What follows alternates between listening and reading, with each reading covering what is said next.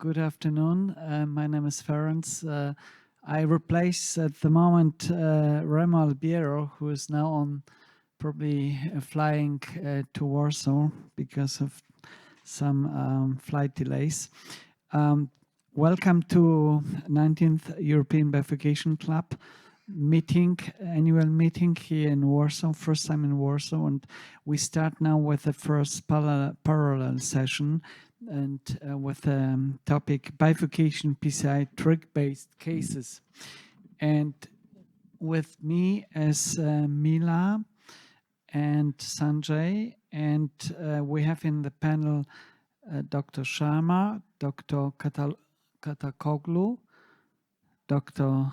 Saghatelyan, Dr. Khorsandi, and Dr. Alonso. Yes, welcome. Hi. And we will start immediately with the first case presentation. Really very interesting title, 3 rooms, 3 vibes. Nicolas, welcome. Good afternoon to everybody. I would first to thank the EBC for the invitation, and I'm really glad I could present you this case. No, okay. So 3 rooms, 3 vibes, and I will explain you the title. It's a 77-year-old man who is referred to our Center for Coronary Angiography. Cardiovascular risk factor include gender, age, and hypertension.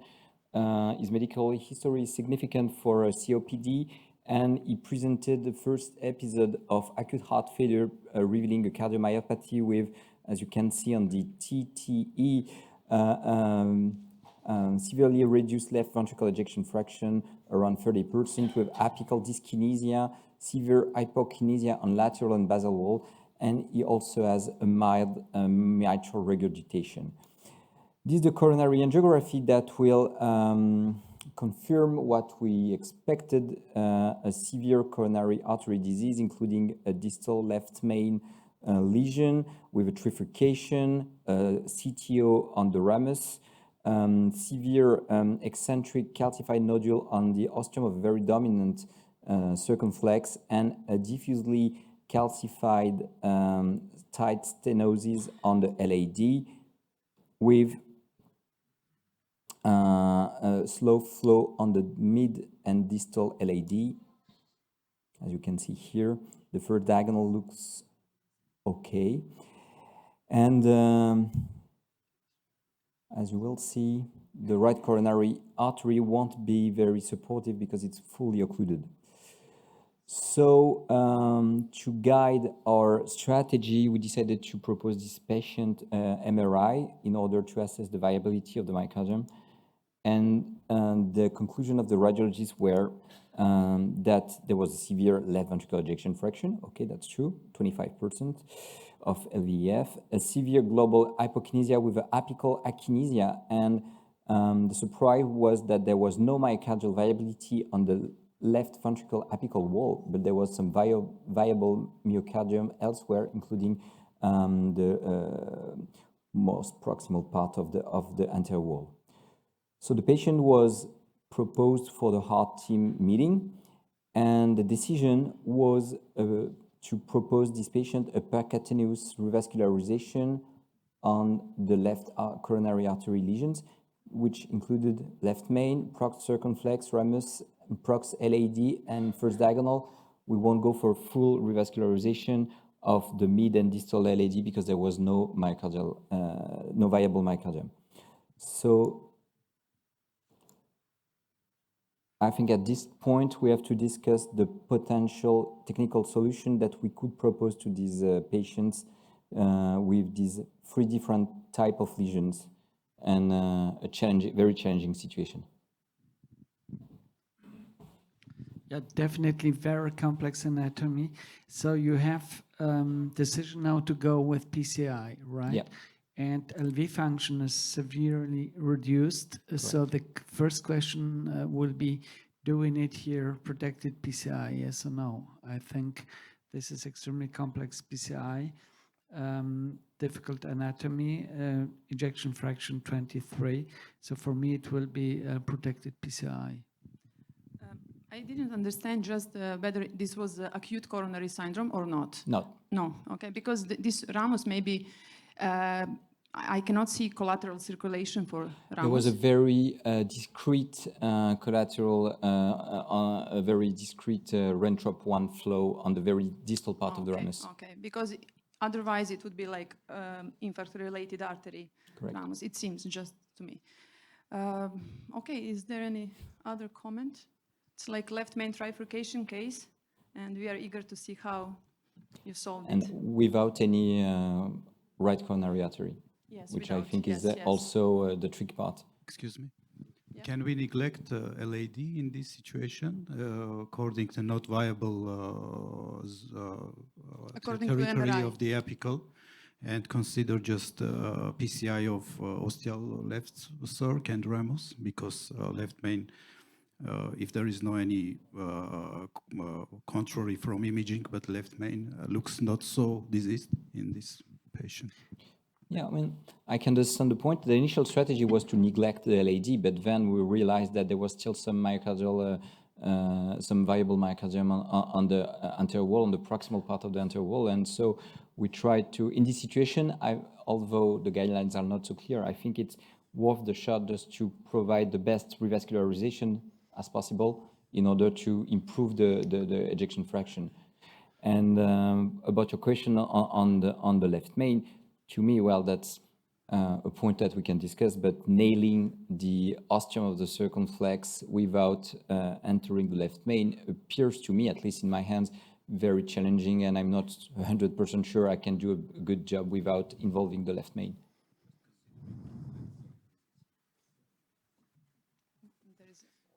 Yeah, one more question. Yeah, I also would like to have in hand a left ventricular assist device, maybe in the lab, an impeller or something else, and probably a calcium modification, for example, a rotablator, maybe in the laboratory before I start the case. Okay. I think everything everybody said, definitely protected PCI with a low ejection fraction, complex lesion. The right coronary is non-dominant. It's a left dominant system, so we can ignore the right coronary.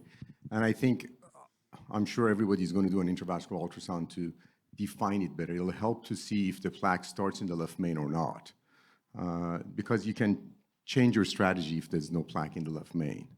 You will go for just a circumflex ostiums PCI? If there's indeed absolutely no plaque in the left main, I would debulk the LAD, debulk whatever I can, especially if it's calcified. Shockwave does very well at bifurcations. And if there is no plaque in the left main, I think you can put a stent at the ostium of the LAD at the same time with the circumflex and open the ramus. The ramus does appear that it's relatively subacute. In late images, you could see a little trickle of the flow, and I agree, it looks like it may be the acute lesion. But intravascular ultrasound to help. Yeah. But what you should know, if you just wire this distal circ, it could happen that you have cardiac arrest, and then you are really in trouble. So a protected PCI is, from my point of view, definitely a must. And I think if you have impeller in place, impeller CP, then you can wire all the branches, and I think it will be useful to start to recanalize ramus, this intermediate branch. I think it should go antegrade. Okay. Any more suggestions or comments from the audience? Everybody agree, or okay, go ahead. Okay. There is one question, I think, from the audience. Thank you. Thank you. It's a great case. If that was in the UK, we're currently randomizing such patients to a trial of impeller, i.e. mechanical support, or not, because we're trying to understand whether actually, in this type of case, it does make a difference. That's the other option. Yeah, in Europe and in US is already PROTECT 4 study ongoing, and this is exactly the patient for such study. comparison of protection with impeller or PCI without impeller. So can I just verify from other views and this early rising OM, is it visible for future CTO recanalization, or it is just practically, it is not a trifurcation, it is just the CX and the LAD, and we are not sure about the if we are going to address this OM in the future or not. We need to know if it is indicated for future intervention also. Okay.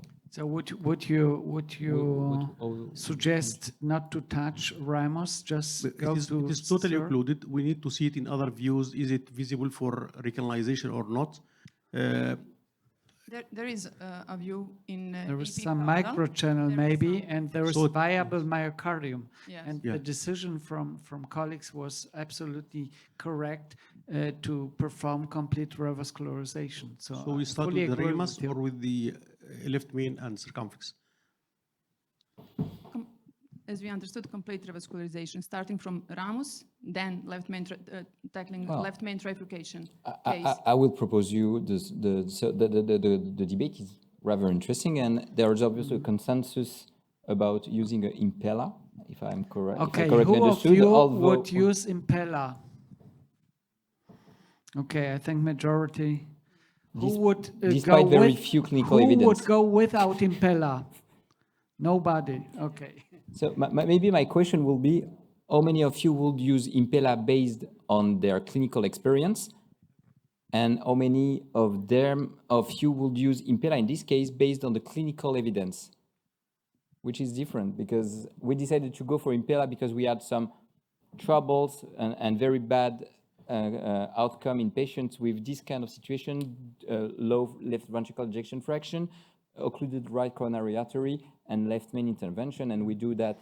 It's not, practice. It was a disaster without any support. But if you're looking at the data so far, there is no strong evidence. Yeah, but please go ahead now because we are Ahead running of out of time. So, as mentioned, we went for impeller implantation. The first step, so it's a multi-step strategy, and because we are in impeller, we try to do everything in a row. So start with a CTO, integrate the occlusion of the ramus, then moving to the proxial AED that we wanted to revascularize, and because of the long diffuse calcified character, we went for rot ablation, and finally on the ostial circumflex and left main. Because of the eccentric aspect of this calcified nodule, we felt that IVL will be more efficient than the rota. And we're gonna finish with a two stent strategy for left main LAD and circumflex with a tap technique and IVUS control. So LAD was for your side branch?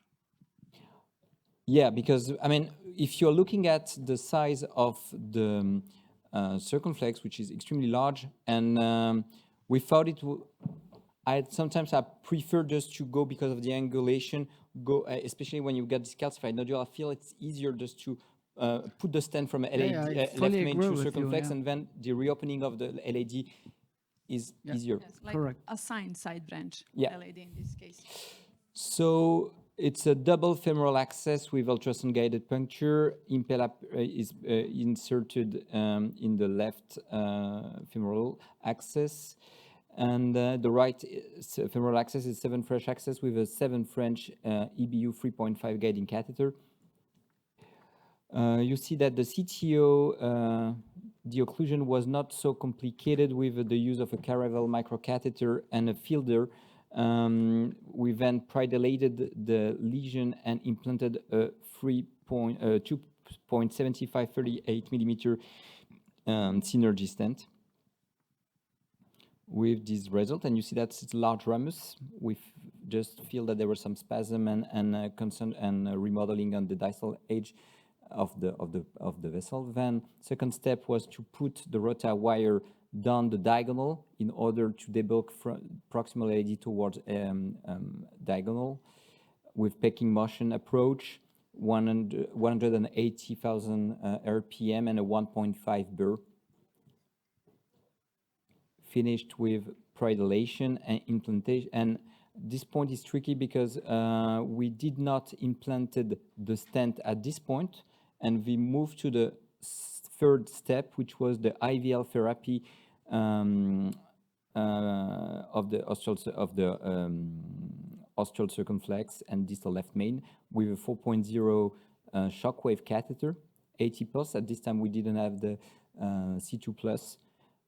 And then we go for the tap, first implanting from left main to circumflex with Megatron 4.0, potting up to 5.5.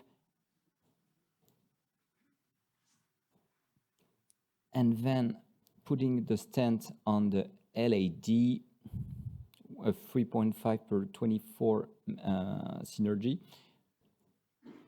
doing and finalizing with a triple kissing with 3.0 balloon in LAD, 2.5 in ramus, and 3.0 in circumflex, and controlling the result with the IVUS.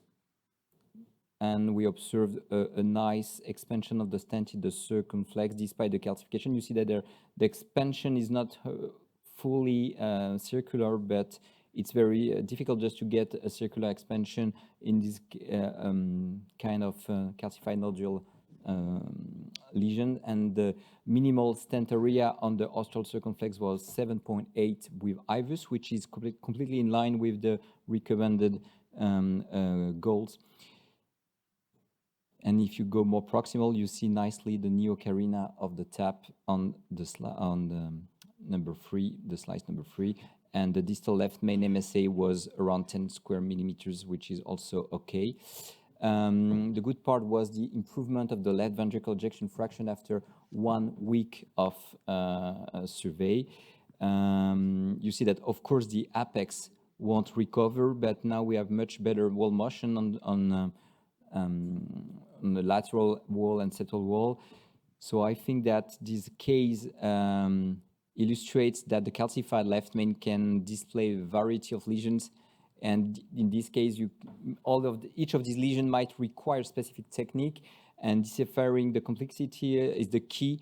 So you have to carefully analyze the anatomy and prepare a nice plan with a team, ideally. So at this time, we have 2 senior operators, and the procedure took us 3 hours, so it was very long. But all the dedicated tools for calcified plaque preparation improved the PCI efficiency. And I think that also this case illustrates the need of large guiding catheter in case you want to do some complex procedures. And left ventricle assistance device, in this case, was, I think, a great help. Thank you very much. Okay. Thank you. Great case. I think you had a very clear strategy. You follow your steps, and this is the result is great. And as you see now, a significant improvement of ejection fraction, and this should have influence according the survival of the patient. I hope so. It's also, I think, this kind of case also advocate for the need of evaluating the need of PCI in case of chronic ischemic cardiomyopathy. I know that it has been very debated that in France a lot of people say that PCI doesn't add anything to these patients, and I think if you carefully select your patient, you can. That's correct. Help them. Okay, thank you so much, Nicolas. And we go ahead. Now we will go for the virtual case presented by Evandro Martins Filho. I hope I pronounced this well. Left main bifurcation PCI with retroflex LCX entry. So we hope that the connection This will be online, right? Online, yes. May we have a case presented? Are you connected? There is no connection at the moment. No, no connection. Okay, then we go ahead. So meanwhile, there's just one question. In the previous case, we chose a strategy for bifurcation as to be the tap strategy. Yeah. So what are the, on the hindsight, tap versus culotte in that particular case? Why didn't we go with the culotte? Because TAP, we always know that there are stent struts lying at the POC, which may further bring the patient with an ISR or stent thrombosis. So why not culotte? Yeah, you could also go with Dicky Crash. You know, this is the technique with the best data at the moment. But I think it was still some provisional approach, Planet, and it was a two-stent dedication strategy from the starting itself, because we knew that the apical part of the LAD. Yeah, finally, probably, I don't know where's Nicola, but he used that approach. He can probably do it in his way, on the best way. You know. I don't know what was the size of the stents in circumflex and LAD, but if there is the circumflex was much bigger than LAD. LAD was like a side branch, so the strategy was, according to my humble opinion, was good, but also culotte is possible, of course, but I think that you should apply the technique that you are most familiar with. Exactly. I think this was the way. Recorded case, so they can play it. So we should. Okay, you can play the recorded case. Thank you. Hi, my name is Evandro. First of all, I'd like to thank you all the organizers for the kind invitation. My case is about left main bifurcation PCI with retroflex LCX entry. So the clinical presentation, it's a 69-year-old female with hypertension, dyslipidemia, with a previous PCI to mid LAD in 2021. She had a normal renal function and normal LV function with EF of 60%. She had a positive SPECT with lateral anteroseptal ischemia, and she persisted with angina CCS2-3 despite optimized medical therapy. So this is the angiogram. We can clearly see there is a disease on the distal left main involving the origin of the LCX. In the middle LAD, there was a stent and some kind of diffuse disease. So the idea was to treat the left main and to access both branches. I just showed the distal left main IVUS. We we had an area of 4.3 millimeters square. So we have a lot of plaque and a lot of plaque burden. This is the IVUS after we wired in the LCX. I will show we had a lot of difficulties to wire the LCX and we had to use advanced techniques. This is just to highlight indication of the procedure. We have a severe lesion on the distal left main. This is the pullback from the LAD. So this was the initial step of the procedure. We wired the LAD and we have a lot of difficulties to wire the LCX. This is a part of the procedure that we use a double lumen catheter. This 2 marker is not a balloon, it's a double lumen catheter, twin pass. And we are attempting to wire the LCX with different wires, run through, filter FC. So after many attempts, trying to reshape the wire, different bending, and different wires, as we said, we moved for different techniques, advanced techniques, so-called the reverse wiring technique. So it's very important for the interventional cardiologist to recognize this kind of steep angulation entry. It's important for the case planning and also to change the strategy, because when you have a very steep angulated side branch, you're probably gonna have a lot of difficulties to wire because of the natural tendency of the wire to keep going towards angulated branch. And Also, the wires lost a lot of torque when trying to navigate to this tortuous anatomy. So we can have different angles. It's important to recognize, and also the plaque distribution can play a role in the difficulty of the side branch or side branch access. So this kind of carina angle and arena and also the side branch takeoff is very favorable for the reverse wiring technique. Is the technique we're gonna highlight in this case.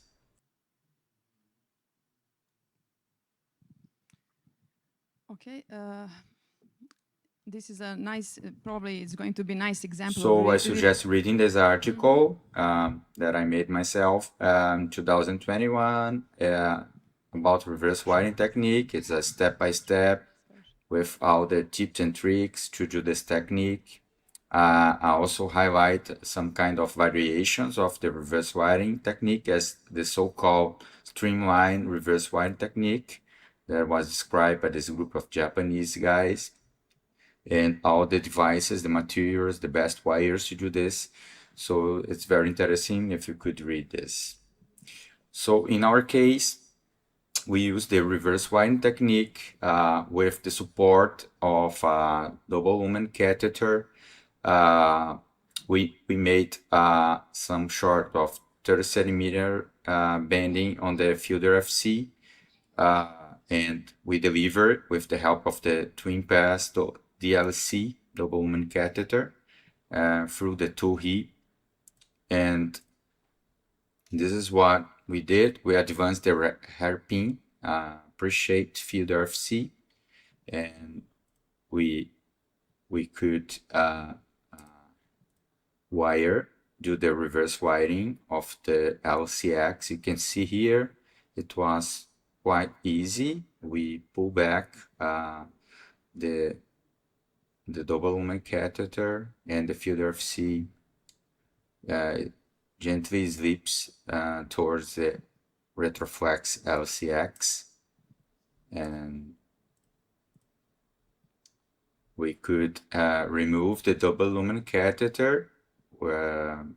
We advanced the FC a little bit further, and we did this pullback of the double lumen very carefully to not lose the wire position. This is the crucial step of this technique, not to lose the position.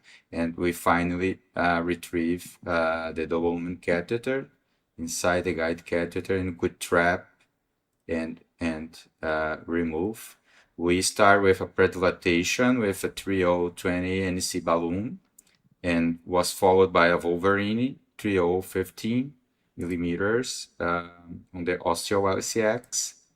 We decide to use the decay crush technique. This is a stent 30 millimeter DS, and a balloon on the LAD side, and we deploy 4 ODS from left main to LAD. We did the kissing, and we did the final IVUS with very good position of the stent, and the carina was very nicely open.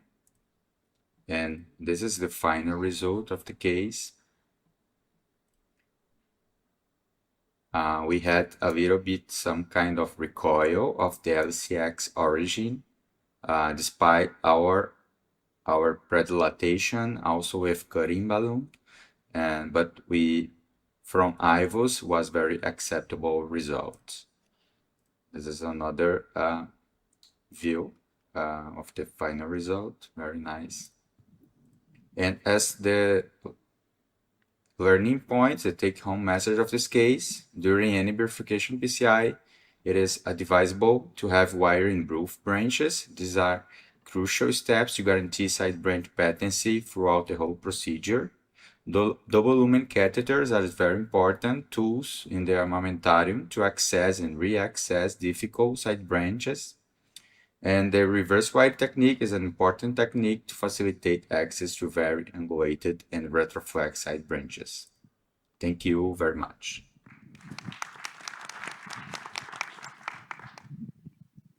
Okay, thank you so much. I think the next next case report will be very similar, and then we can make discussion for both cases together. I think Maciej Lesiak will present his next case, and the case was done by Michael Lesiak, your son. Yeah, thank you.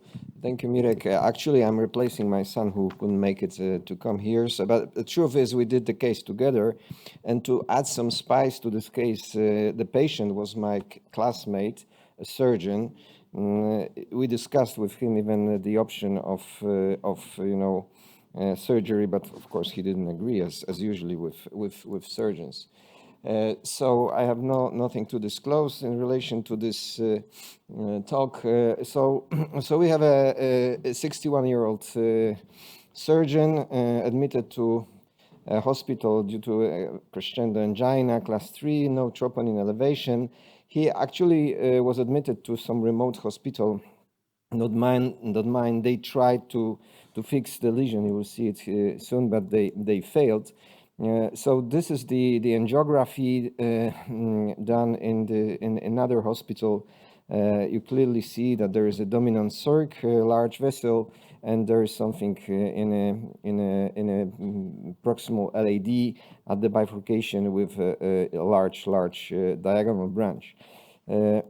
So as I mentioned, they tried to wire the vessel, but they failed. And why they failed, you can clearly appreciate at the right-hand side of this image, because the wire should go like that. So perhaps I will stop now shortly for discussion. What are the options? We just heard one one solution. Any other proposals? There are microcatheters now to make life easier. They come in a variety of angles, up to 120 degrees, which may be suitable for this. The other option, if you don't have access to these things besides the reverse wire technique, fortunately, debulking systems tend not to close side branches. So if you are able to wire one of the vessels and debulk the lesion, you tend to be more successful in wiring the side branch. Yeah. Yeah, one. And maybe another option could be to inflate a balloon in one of the side branches, so you can reflect the guide wire to the other branch. Mm-hmm. I think this is not the first choice. Okay, go ahead. Yeah, so the point here is you see that the ostium of the LAD is very tightly stenosed at the bifurcation, so that makes it a little bit, unpredictable with just ballooning. Then, of course, a rotation atherectomy would be an option, but still, I'm not sure whether we reach this point of debulking just to open the ostium to the LAD. So what actually we did, we first did IVUS, the vessel, because we wired very easily diagonal, and you see that there is a very kind of slit-like ostium of the LAD, very tightly stenosed, and a large diagonal. What was, a good observation is that there is no much calcium there. And of course, we started to think, thinking of reverse wiring the vessel. The only problem is that it is very easy if the problem is only the angulation, but here we have both angulation and very tight stenosis. Anyway, we tried first several wires, very soft polymeric wires like Fielder XTR, SUO3, but of course you see the wires, the wire never went into the lesion. And then we tried this technique that was published many years ago by our Japanese colleagues. So you know now how to do this. I will not spend much time on bending like a hairpin shape of giving a hairpin shape to the wire. And this is nice demonstration how this technique works on a patient. So over Sasuke dual lumen catheter, this hairpin wire was positioned distally to the lesion, and then by pulling the wire, you see that we were lucky to reach this very tight lesion of the LAD, angulated lesion of the LAD, and finally we managed to wire the vessel. Then usually you need some wire, another wire to be replaced for replacement. So we trap the wires. You remove the dual lumen. Usually we take just a regular microcatheter to replace the wire for some more supportive wire. And you now, after pre-dilatation with 2.0 balloon, you see the IVUS of the LAD. One thing is that the disease was very diffuse. Here you have still more than 50% of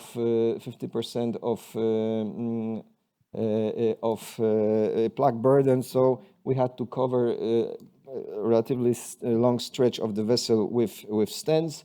And this is the calcium at the ostium of the LAD, but generally there was no a lot of calcium there. So we decided on decay crush.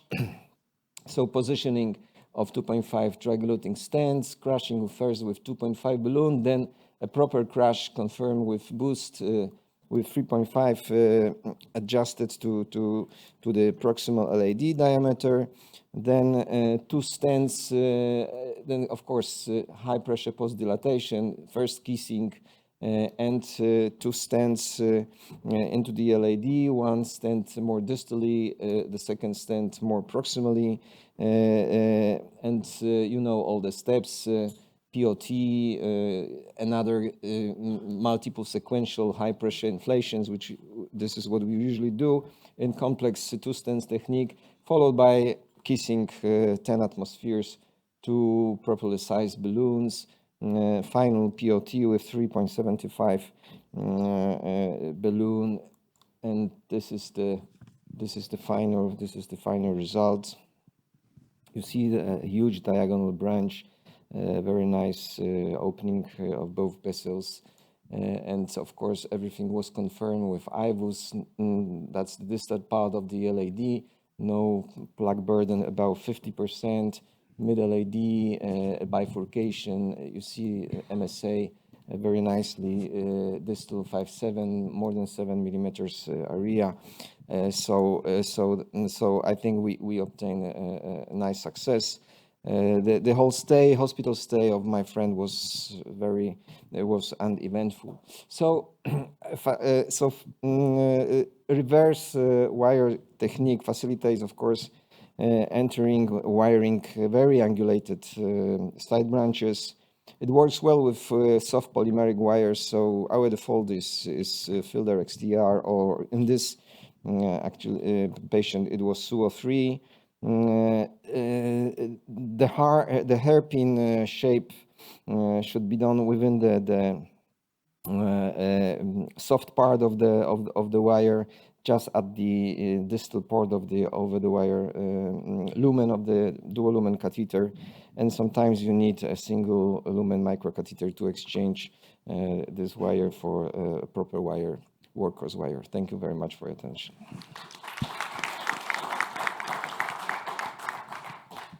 Yeah, congratulations, wonderful result.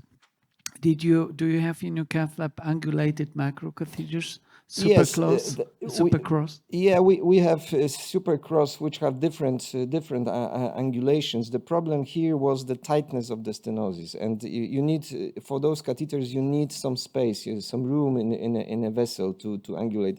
Perhaps it would work, but given the slit, like ostium of this LAD, they should be very. I think we could very easily close the vessel during this procedure. That's why we tried this one first, and it worked. Any comment? Yeah, sir. What was the wonderful case? First of all, what was the MLA at the ostial diagonal and the kind of carina of the ostial diagonal? Because it appeared quite roomy, and there was some plaque, but the MLA appeared to be good. So the question was about the provisional strategy versus the decay crush we used. So MLA of the ostia, of the diagonal? Of the LAD? Of the diagonal. Diagonal. Yeah. That was a large vessel. Yeah, I don't remember exactly, but that was quite sizable vessel. Yeah. So that's the point, that why didn't we go for a provisional strategy rather than going for a decay crush? Yeah, of course we could, but in this complex situation, we just wanted to be sure, because that was very, very large. But I admit that it could be done with was the provisional, LAD at which least was difficult to wire. provisional, and then stenting after if anything happens to diagonal. But I agree that it could be done also with provisional technique. I was beautifully shows in the horizontal view the spiky carina and all that, so we can always see that angulation of the branch vessel. Okay, there was one more question. Yeah, just one comment.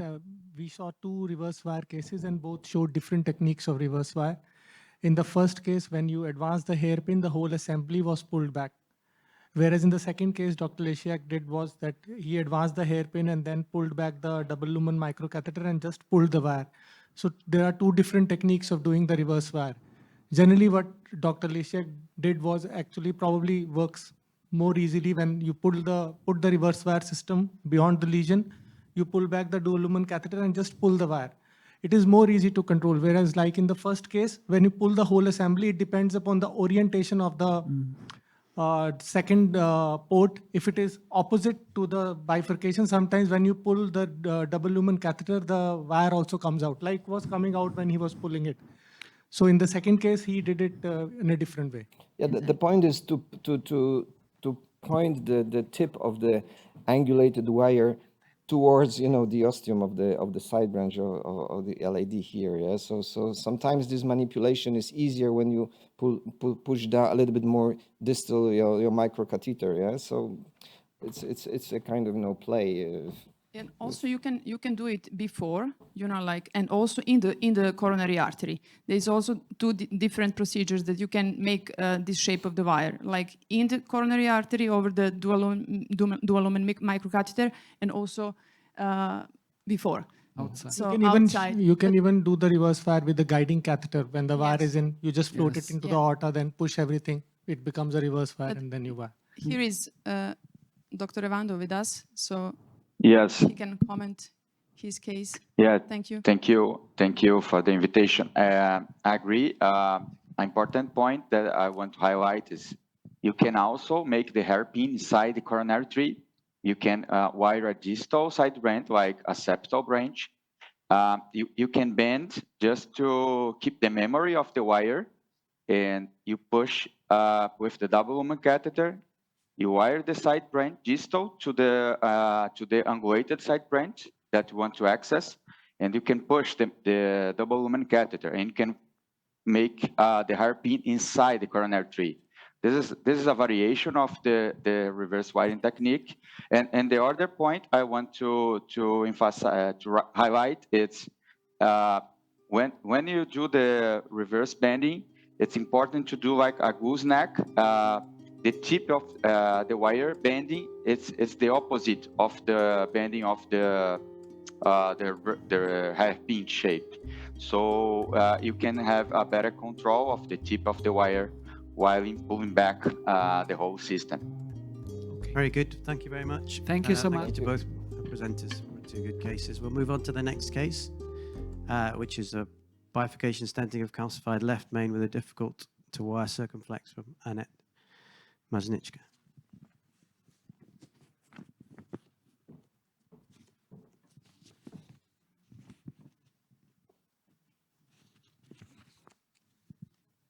Okay, so good afternoon and dzień dobry.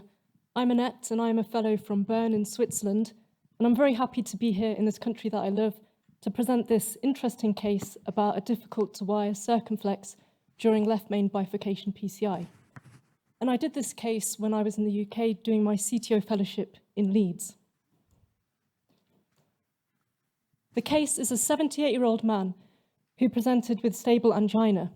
He had a stroke 2 years previously. Ventricular function, hemoglobin, and renal function was normal.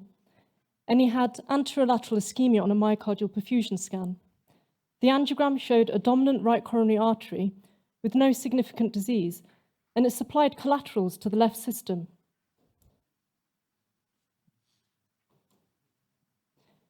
There was critically severe calcific left main bifurcation disease, which we classified as Medina 111. And there was also severe disease at the OM branch of the circumflex and severe disease in the mid-LAD. After discussion in the heart team meeting, he was turned down for surgery because he had bilateral varicose veins, so there was lack of conduits for grafts, and because the LAD disease was diffuse. The planned PCI strategy was crush left main bifurcation stenting, and we planned to do rotablation to left main and LAD. We used a 7 French Voda 3.5 guide via the right radial artery, and then did rotablation with a 1.5 burr at 160,000 RPM from left main to mid-LAD. Then I used a microcatheter to remove the rotor floppy wire in exchange for a cyan blue wire. IVUS showed deep concentric calcification, especially in the left main and proximal LAD.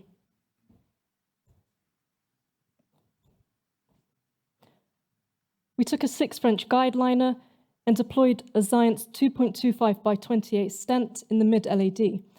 And this was overlapped proximally with a Xience 2.75 by 38 stent. The mid-LAD stent was post-dilated with a 2.5 non-compliant balloon.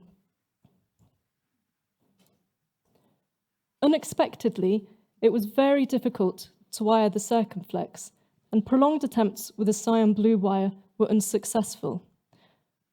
So what we did at this point is we did an LAO caudal view, which we hadn't done earlier during our setup shots. And at that point, we realized that the circumflex ostium was retroflexed. So perhaps now might be a good point to pause and ask the panel for opinions on what they might have done differently and how they tackle this circumflex wiring. I think, it's an extremely difficult anatomy. And I personally would also go ahead with a supercross microcatheter. Another point will be to use here shockwave balloon to prepare the lesion to make it access a bit softer, or to use it primary a larger burr, 2.15, for example, to achieve better debulking progress. Carlos? Yes, so very interesting case. I think the question, well, now it's too late, but it's why you wouldn't debulk the circumflex ostium as well as the lady. Because also you said before that you had classified the lesion as Medina 111. Yeah, but this is always the problem with bifurcation lesions. If we have to approach really very severe calcified bifurcation lesions, and if we have to use rotablator or orbital atherectomy, we can have in position only one wire, and that's the point. This is something sometimes very difficult, to rewire. You can have a dissection, whatever, and then some people are very, very unhappy about this. And if you go primary with wiring of both branches, you can use it even shockwave in both options, if possible. We'll take one more question and then we'll let you continue. Do you think that after rotablator the ostium of the circumflex became more severe, more difficult to wiring, or not? Because as Mark says, you can start with 2 wires and change the strategy. No? It's difficult to say. I think what we regret in this case is not taking the LAO caudal view at the beginning. So we didn't have anything to compare at baseline to what it looked like at that point. But the difficulty also was the feeling at the time is we definitely needed rotablation, and so we would only be able to have 1 wire, as was mentioned by the panel already. So I'm not sure if it would have changed our strategy if we'd known about that.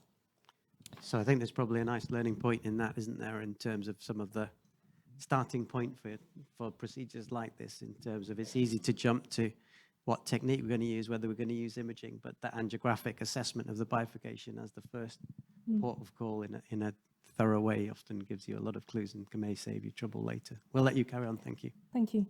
So the first option we considered was an angulated microcatheter, for example, Supercross 120.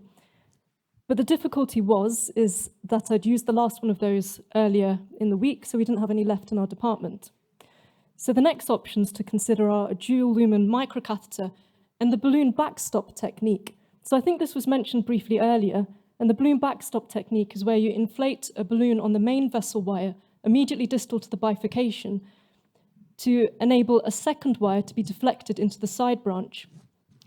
But if we'd used the balloon backstop technique, this would have caused LAD ischemia. And like the other two cases, we decided to try the reversed guide wire or hairpin wire technique. The image on the left shows the setup that we used for the reversed wire technique. We backloaded a hydrophilic polymer jacketed wire into a dual lumen microcatheter, and this wire had a small curve at the tip and then a second 180-degree bend 3 centimeters from the tip of the wire.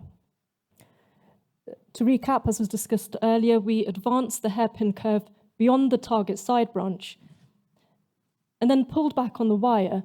And because of the hairpin hook, this enabled the tip to engage into the side branch. So for this reversed wire technique, we used a Pilot 200 wire. And when engaged into the side branch, the Pilot 200 wire was advanced by gentle counterclockwise torque. But unlike the other case, we see the difficulty we have here is that we've got severe disease at the ostium of the OM branch. So we weren't able to advance this Pilot 200 wire any further down the vessel. So what we did is we carefully removed the dual lumen microcatheter and we exchanged for a Caravel microcatheter. And this enabled us to wire past that tight OM lesion. And then once we had the microcatheter further down, we exchanged for a cyan blue wire. And this process required an anchor balloon in the LAD. At that point, we decided to use intravascular lithotripsy with a 3.0 shockwave balloon to the left main and proximal LAD. We then deployed a Zients 2.5 by 48 stent from the OM to the ostial circumflex. And when the circumflex wire was removed, we did crush with a 3.5 by 15 non-compliant balloon in the LAD. We then deployed a Zients 3.5 by 48 stent from left main to LAD, and POT was with a 4.5 non-compliant balloon. We required an anchor balloon in the LAD to rewire the circumflex with a Gaia first.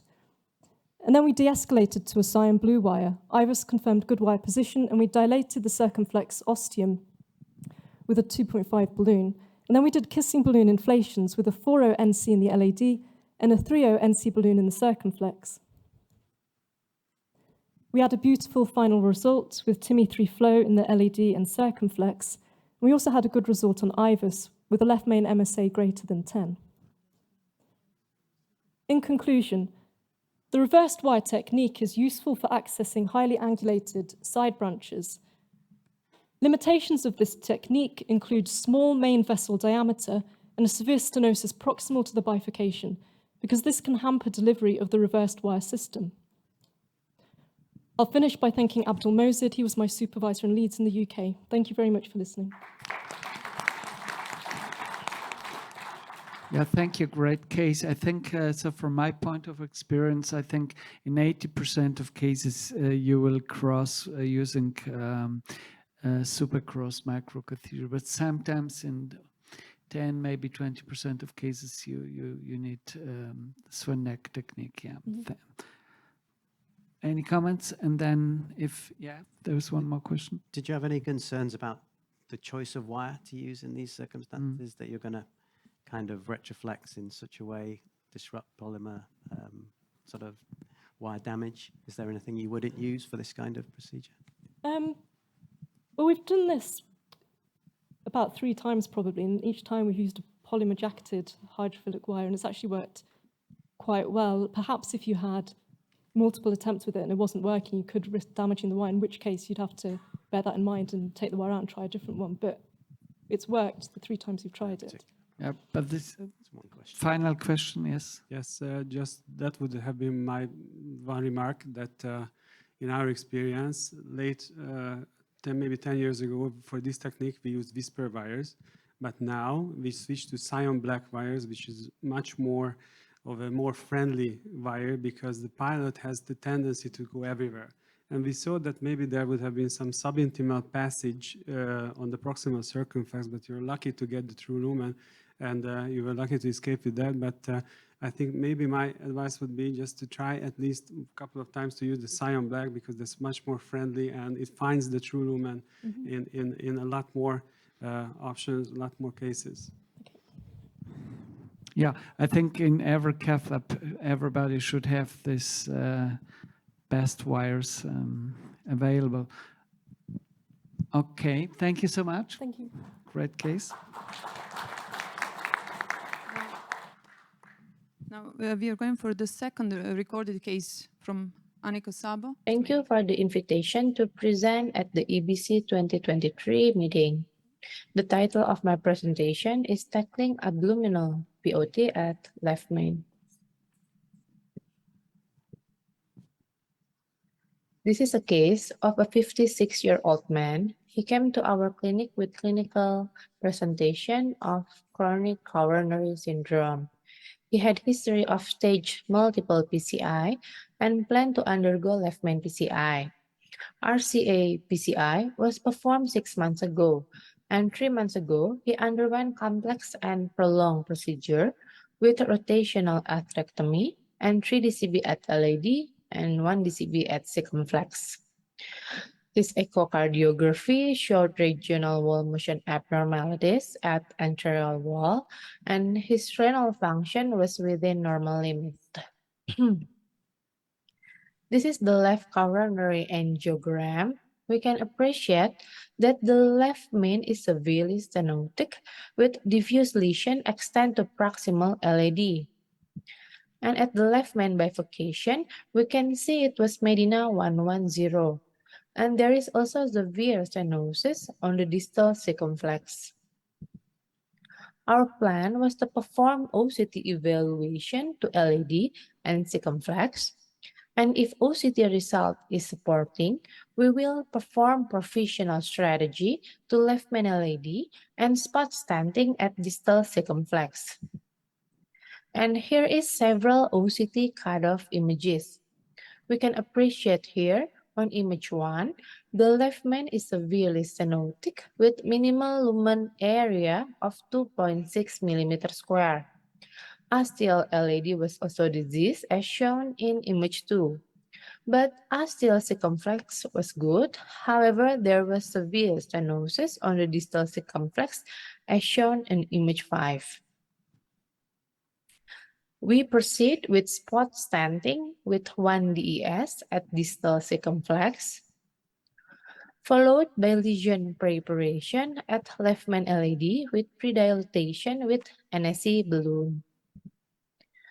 And crossover stenting at astial left main to mid LAD. Unfortunately, both guide wires were unintentionally pulled out.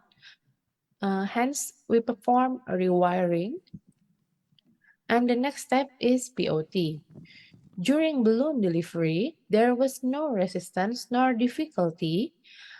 And due to awareness of the risk of abluminal wiring, we also check the balloon position from multiple view using stent views, which suggesting true intrastent position. POT was performed with 4.5 NC balloon inflated up to 12 atmosphere. However, after that, we saw deformation at proximal stent segment, probably due to abluminal POT. We tried to perform rewiring, which directing and hopefully could go into the true intrastent entry point. And we also switched the OCT into IFUS because we want to evaluate wire root at the astial segment. And here is the still image of IFUS evaluation after rewiring. Top images are cross-sectional view of point A and B. We can appreciate here on the image B, which is at the ostial. This is image B from here, that the wire not intrastent was not in the intrastent. And the yellow line here is the stem, and this is the illustration. But in image A, which is the POC, we can see that the stent was not deformed here. On the longitudinal view, we can see at the ostial, the stent was deformed, and the wire entry point was through the strut, here this time, with intrastent course. And this bottom picture illustrates the IVUS longitudinal view.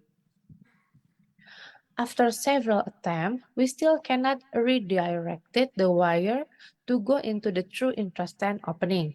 Hence, we decided to perform balloon crush at the deformed proximal stent segment, followed by stenting at ostial to shaft left main with 4.09 mm DAS, and POT, and also ostial flaring with high pressure. And here is the final IVUS run, which we can appreciate here. The stent was well expanded. And on image C, we can see the new stent have good apposition and complete stent coverage at the ostial with slight stent protrusion here. On image B, the yellow dot line here represent the crushed stent, and the red dot line represent the new stent.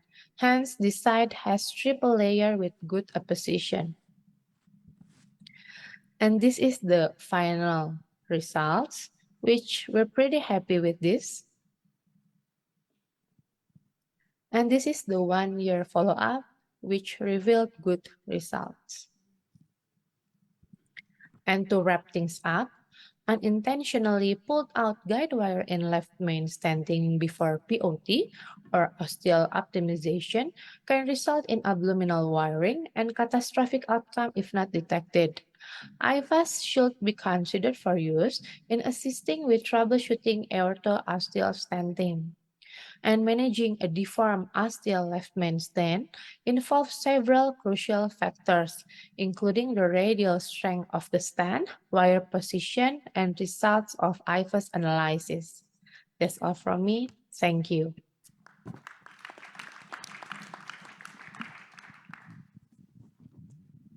Thank you. Is Aninka now online? Yes. Yes. Yeah. Congratulations. Thank you. Very nice case. As you already noticed that problem came up when you pulled out both wires from the LAD and circumflex. So, and maybe luckily it was short segment that wire went abluminal. So you could do it like with another additional stent just at the ostium of left main. Otherwise, if it would be, for example, the longer abluminal tracking of the wire, maybe it would be more difficult to tackle, to solve it. But congratulations for your case. Thank you. Of course, it would be difficult if the abluminal side, abluminal wiring is up through the LAD. It would be more challenging. Yes, but the problem was the stent was 3.0 and the left main was 4.5 or 5. So this was the another problem. Yes, that's the issue. The proximal LAD is rarely, if ever, less than 3.5. Yes, yes. The initial stent choice would have been better to be a 3.5. Also, of course, in retrospect, it's easy to say. I think it was a beautiful case. You guys saved it very nicely. When you lose wire, you always want to loop your wire when you go back in, so you don't end up behind it. And you could have considered, I think you ended up kind of doing a crush. You could have considered turning it into not a mini crush, but a DK crush if you wanted to open the circumflex. I don't know if you tried to open the struts or not. Well done.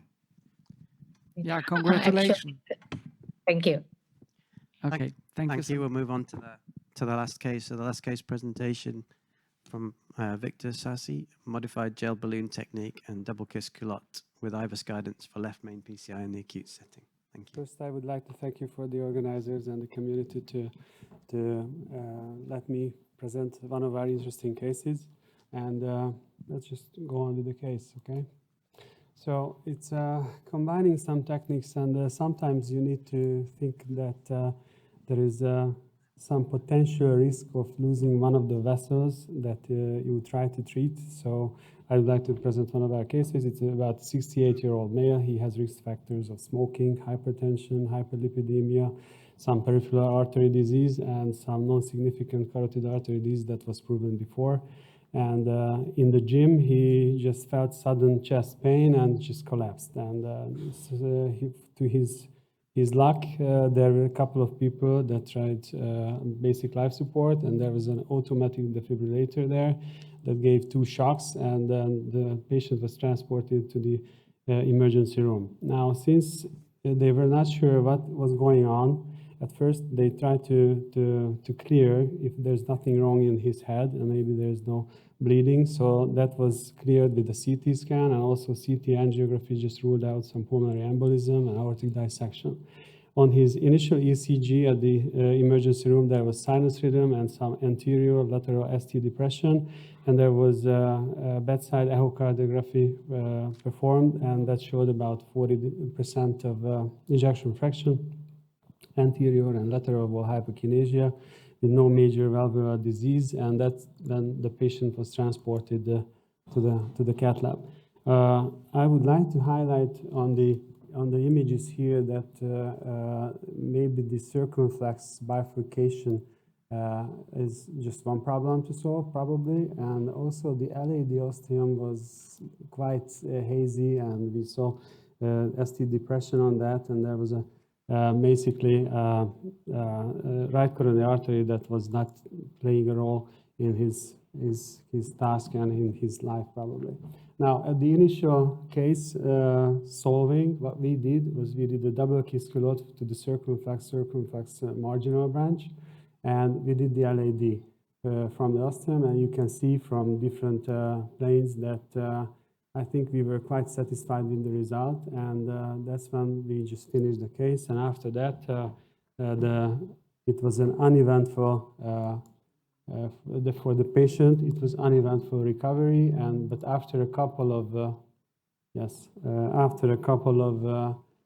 weeks, maybe not weeks, but 2 months or 3 months, the patient started to complain about some chest pain, and once when he felt that it was very strong, he just returned to the emergency room, and he felt that he needed to go in, and because he was afraid of another infarction. Now, the patient at this time was with slight troponin rise. He presented with some ST depressions also, and on the control angiography, this is what we saw. It was 4 months after the procedure, and we can see that the circumflex and the marginal looks patent, the LAD stent and the LAD course looks patent. So what we can see that the LAD ostium, the distal part of the left main, and the circumflex ostium looks very diseased. So what we did is did IVUS, and on the IVUS, the LAD stent, even the distal part was quite okay. We were quite happy with that. We did IVUS run to both sides of the circumflex, and what we saw that the opening of the marginal branch was excellent, the opposition was excellent, and the double kiss part, the double layer part of the double kiss culotte was excellent. Now, if we move on, to some still images, you can see some haziness on the left main and the both ostiums, and the distal part of the left main was quite diseased. So that was when we started to talk with the patients, and there was a short discussion with the surgeons, so that they said that with the IVUS results and also the syntax score we just calculated just bedside, that and also respecting the patient's will, that we were thinking of doing PCI for this particular patient. Now, we didn't want to get into trouble, so at least we tried to palpate, or at least try to do kissing pre-dilatation with just 2.5 millimeter balloons, just to see how it's expanding or if there's something else that we need to treat. And we thought that we would go on with Double Kiss Culotte since it worked before, and I'm just a big fan of that. I must be a believer of that. And that's why we implanted the first stent. It was a 3.5. According to IVUS, it was a 3.5 millimeter stent. Now, I was absolutely afraid that maybe just because of the plaque in the LAD ostium, absolutely afraid that maybe because of some plaque movement or plaque shifting or maybe coronary shift that we would lose or at least we have a decreased flow in the LAD. So we also used the modified gelled semi-inflated balloon technique with a 2.5 millimeter compliant balloon just to have the vessel open at all times. Now, if we just move on, this is the right after, this is the angiography, just right after pulling back the stent balloon and the 2.5 millimeter compliant balloon that was placed in the LAD ostium. And you can see that the flow is patent in all the course of the LAD. Now we did POT with the 4.8 millimeter balloon, and after POT we can see that the rewiring of the LAD was quite simple and it was quite easy to do. Now the next step would be we open the cell towards the LAD with the 2.5 millimeter balloon. We did the second kiss with the 3.5 millimeter balloon, and according to IVUS I did use a 4.18 stent from left main to LAD. After that, just an image just to see and why double kiss is important, and just to show that the stent part in the transition zone is not elevated towards the middle of the left main, and that's why, and also with the pot once again and the re-kiss, and probably repot after that. Now, I'm just trying to show you some images of the LAD ostium and the circumflex ostium, which we were quite happy with the result with the stent areas. Final pot was performed with a 4.5 millimeter non-compliant balloon, and IVUS was performed also just after towards both directions, towards the circumflex and also the LAD, and we were quite satisfied with the opposition, and we were quite satisfied with our result. And I'm going to show you the last moving images. And if you appreciate, I think this is a still image, and also these are the moving images that look, I think for me, and as according to IVUS, we were quite satisfied with the result. We didn't see the patient only just for a treadmill test after that, and that was patent, so the patient has not been to the cath lab ever since. Now, I have some, at least case learnings, at least for myself, and maybe it's just some thoughts to raise for different operators also. For complex left main bifurcations, I think imaging guidance is really helpful, which we all know that. Acute coronary syndrome could potentially worsen the outcome of the unprotected left main treatment if we choose PCI. And if upfront two-stent strategy is needed, which in this case I would have been, well, not really, I would have been very nervous to leave it like this, that I was very keen on using this two-stent strategy. Culotte could be a good option.